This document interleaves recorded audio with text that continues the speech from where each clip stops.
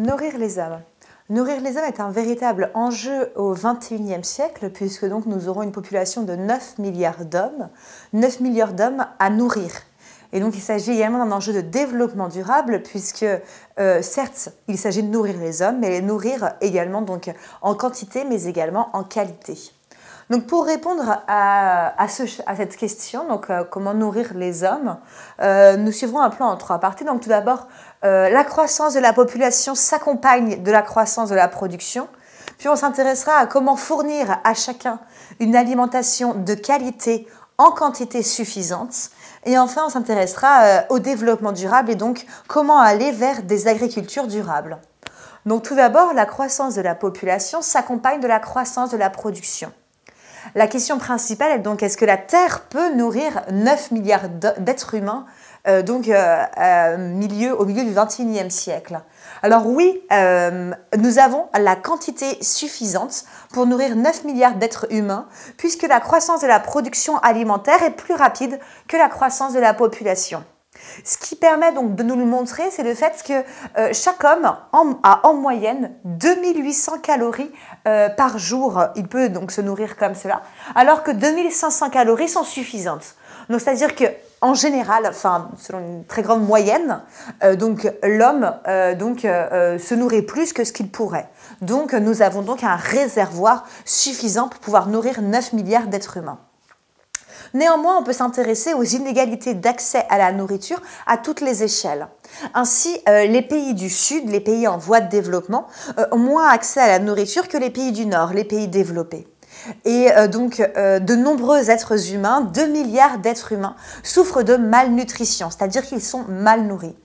Rien que quand on regarde par exemple à l'échelle nationale l'exemple du Brésil, au Brésil en fait, certes donc dans les régions du Sud, le Brésil qui est un grand pays agricole, les régions du Sud sont très bien nourries, donc les hommes peuvent se nourrir en quantité et en qualité suffisante, mais certains Brésiliens donc souffrent de malnutrition et donc sont défavorisés.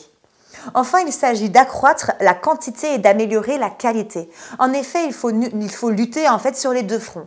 C'est-à-dire, il faut limiter la sous-alimentation, donc le fait que la qualité ne soit pas suffisante, mais également la malnutrition, qui est la qualité de l'alimentation.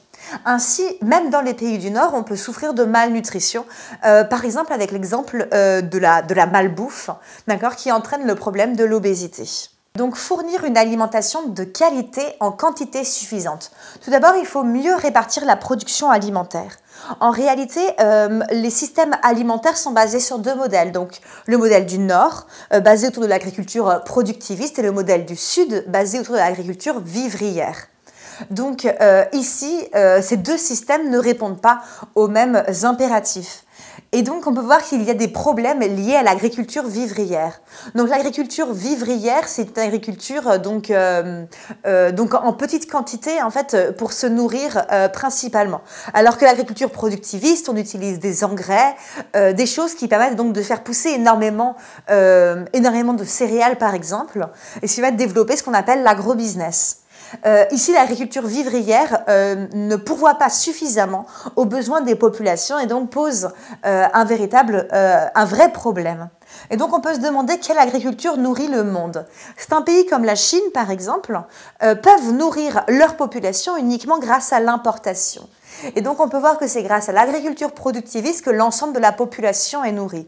Puisque donc, grâce aux engrais, à la mécanisation, les quantités de nourriture disponibles sont très importantes et permettent aux pays faisant l'agriculture productiviste de répandre leur agriculture.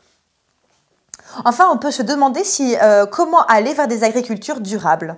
Donc ici, on peut tout d'abord s'intéresser au triple enjeu de l'agriculture durable. Le triple enjeu de l'agriculture durable est d'abord de produire plus, donc en vue de l'augmentation de la population, veiller à l'équité sociale entre le producteur et donc le consommateur, et enfin veiller aussi à préserver l'environnement, donc les eaux et la terre.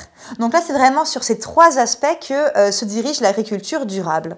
Ainsi, de nouvelles solutions sont envisagées. En effet, on parle maintenant d'agriculture raisonnée. L'agriculture productiviste n'est plus aussi à la mode qu'auparavant, puisqu'elle a entraîné des dérives comme la pollution des terres, mais également des crises sanitaires. On pense par exemple à la crise de la vache folle. Ainsi, de nouvelles solutions sont envisagées.